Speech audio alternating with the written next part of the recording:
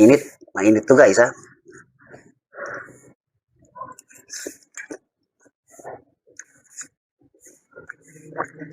Mm.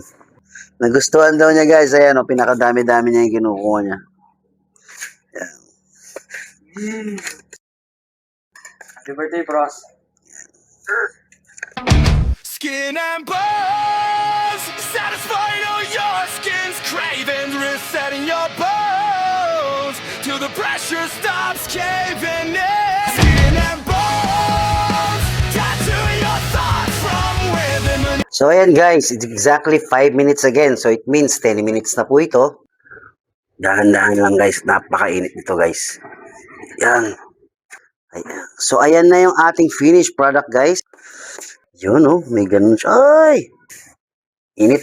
Mainit to guys, ha?